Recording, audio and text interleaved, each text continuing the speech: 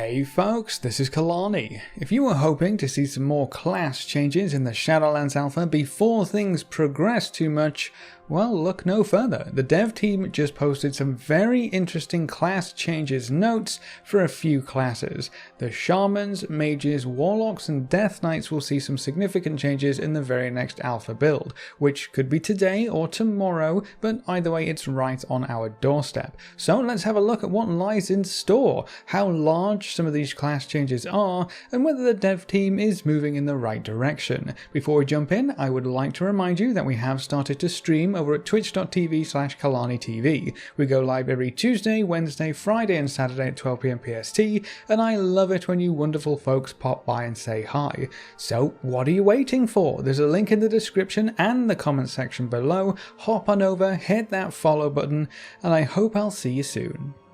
Let's start with the Shaman changes, because there's a lot of great stuff in here. I'll preface this by saying this is only for DPS Shamans, so if you're hoping for Resto Shamans, you'll have to wait a bit longer. Before we start with spec stuff, every Shaman will actually be losing Searing Totem. They wanted totems back for Shamans for the yay class fantasy stuff, but Searing Totem just wasn't doing anything besides taking up another global cooldown for you to push before you could start your real damage. So they're giving it the boot. It didn't really do anything in the grand scheme of things, so I'm glad they're prepared to remove this kind of ability for the good of the class.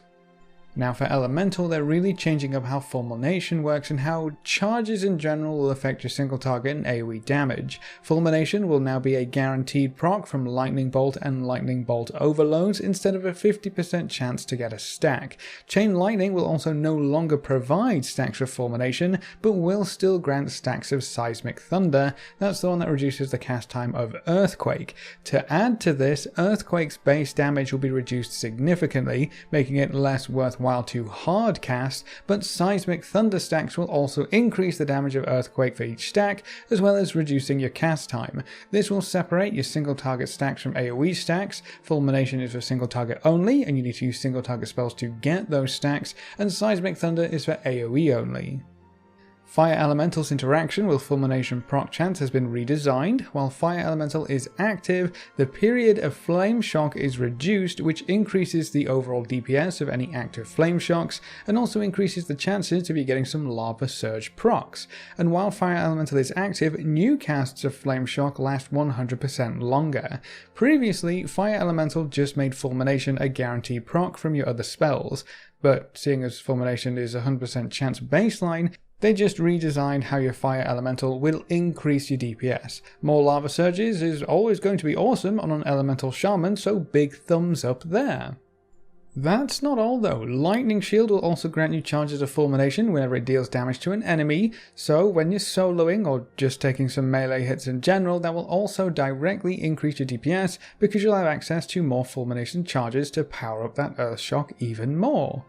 And then Echo of the Elements no longer grants a second charge of Healing Stream Totem for Ele Shamans. This was more of a bug fix though apparently, and remains unchanged for Resto Shamans. All of these changes remove RNG from your rotation, give you better control over how everything will flow, and change how your cooldowns will increase your DPS. I can't wait to test these out on the alpha.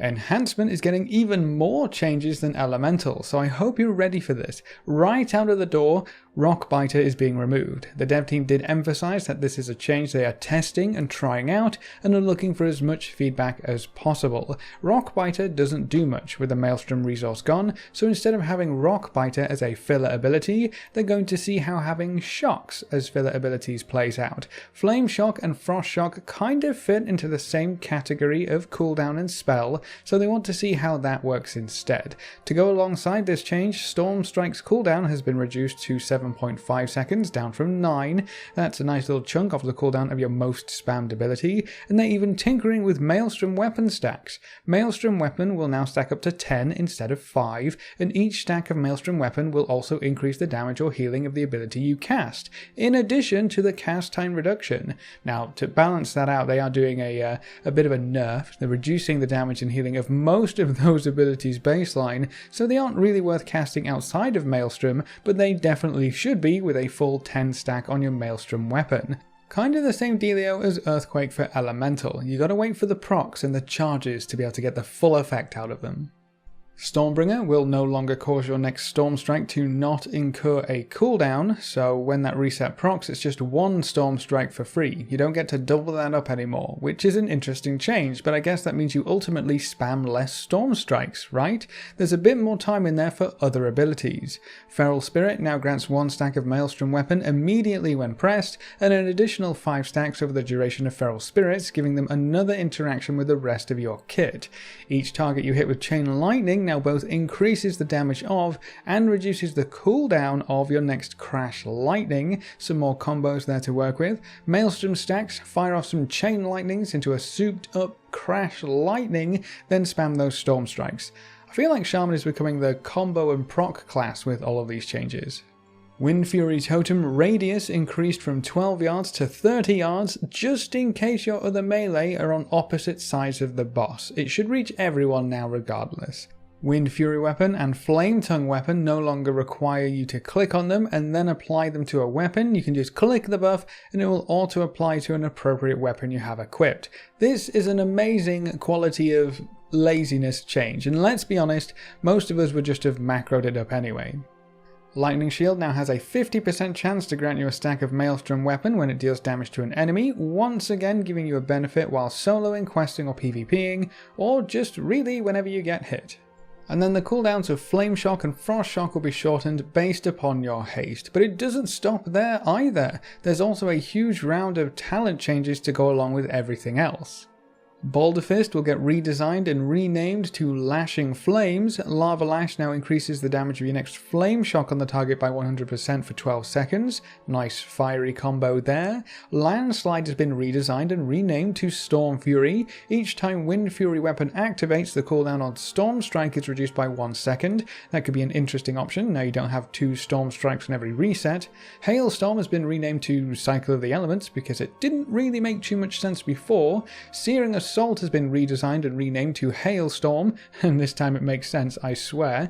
Each stack of Maelstrom Weapon consumed increases the damage of your next Frost Shock by 50% and causes your next Frost Shock to hit 1 additional target per stack of Maelstrom Weapon consumed for a max of 5 stacks. That sounds potentially amazing. AoE Frost Shocks that deal a bunch of extra damage? Sign me up. And the last talent change we have is to Overcharge. It's being redesigned and renamed to Fire Nova. 15-second cooldown. Cause all of your Flame Shocks to erupt in flames, dealing fire damage to up to 7 targets near your Flame Shock targets. That's right, ladies and gentle shamans, Fire Nova is back. Enhancement Shaman might just end up being a monster once again. So many great changes are in store, which makes me hopeful for some other specs like Shadow Priest who could definitely use some of the same treatment. And then we also have some pretty big mage changes. First things first, Frost Ward and Fire Ward are getting the boot. They obviously aren't doing too well with the alpha mages, and I guess most people are just ignoring them in favour of their actual barrier spells. So that's 1 less button for your bars in Shadowlands. Focus Magic will also grant the caster 1% intellect, stacking up to 8 times when their focus magic target critically strikes. The dev team wanted to make this talent more appealing for the mage to reward them for picking an ally-friendly talent. And then one of the big ones, Shimmer will go back to having 2 charges. I get asked this a lot on stream when mage gets brought up, because before these update notes they nerfed Shimmer into the ground by making it only have 1 charge. Compared to baseline Blink plus another talent on that row, I just don't think Shimmer could compete too well anymore with 1 charge. I guess the dev team agreed because it's going back up to 2 charges, but the cooldown is being increased from 20 seconds to 25 seconds to try and compensate. I don't think that offsets the huge second charge, but it will certainly give you something to think about when you're looking at that talent row. Apparently, if the other 2 talents aren't good enough and they still can't match up to a 2-charge Shimmer, they'll look at buffing those instead of nerfing Shimmer again, which is great news. And then there's a change to a Fire Mage talent, Alex Straza's Fury. It will now also make your next Pyroblast or Flame Strike deal 35% increased damage. That's an interesting talent that doesn't really see any use anymore, but this change might make it at least somewhat competitive in AoE scenarios to give you extra Hot Streak procs and to increase the damage of your Hot Streak spenders. Warlocks will also see a few changes to Affliction and some general changes for every spec. First up, Fell Domination is now a baseline ability learned at level 34 with a 3-minute cooldown. This is your "oh my gosh, my pet just died, I really need to get my pet back" cooldown to reduce the cast time of your next summon demon by 5.5 seconds. Remember that it's currently baseline 6 seconds on the alpha, so that cooldown will knock it down to just 0.5 seconds, or more or less instant. Sometimes your pet just falls over in the middle of an intense fight, so this will be a welcome change in those scenarios. Curse of Doom is also being removed for Affliction and Destruction, which isn't too surprising really, because it didn't really do anything. Curse of Exhaustion is now learned at level 58 for all 3 specs and will slow the target by 50% for 8 seconds. Warlocks will finally get a reliable slow back into their baseline toolkit. Remember, you can only use 1 curse on any 1 target though, so you will still have to make some choices. For Affliction, Shadow Embrace is now baseline as part of Shadow Bolt rank 2, learned at level 52 for Affliction. This will give you another debuff to manage, but also encourage you to use Shadow Ball a little bit more as well. Unstable Affliction no longer has a limit of 1 and no longer amplifies damage on your target. I guess you just fire them off as you get them then, right? And you can actually AoE now. Unstable Affliction's damage backlash on Dispel increased substantially, just to make sure those healers pay dearly for daring to dispel your precious afflictions. And then at level 56, Unstable Affliction also ranks up to gain an additional 5 seconds of duration. The dev notes below this say they want Affliction to be able to spread their diseases around, and the current 1 limit iteration of Unstable Affliction wasn't really allowing for that. Hopefully you'll feel more like an AFLOC with these changes in place. And then Corruption also ranks up at level 54 to gain an initial period, dealing 0.12 coefficient damage instantly. So I guess it just deals damage when you apply it, if I understand that correctly. There are also some talent changes to peruse. Rise in Agony now also causes Agony to start at 4 stacks, in addition to increasing its max stacks to 18. You get a bit of a head start with that one. There's also a new talent, Inevitable Demise. Damaging an enemy with Agony increases the damage of your next Drain Life by 5%, stacking up to 50 times. Huge Drain Life damage with that talent chosen. That could be a lot of fun. Nightfall now activates slightly more often as Corruption spreads to more targets to give you more instant Shadow Bolts.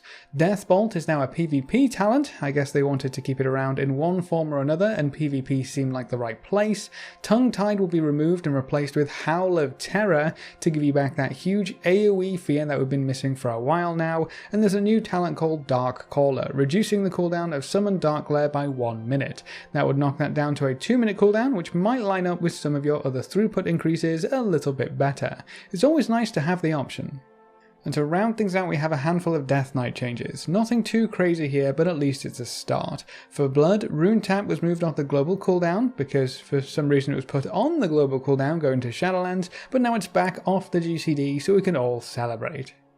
For Unholy, Outbreak duration of Virulent Plague increased to 28 seconds up from 21 seconds, and Outbreak AoE range increased to 10 yards up from 8, just to make sure Unholy DKs can spread their diseases just a little bit easier and they last long enough to get some damage in.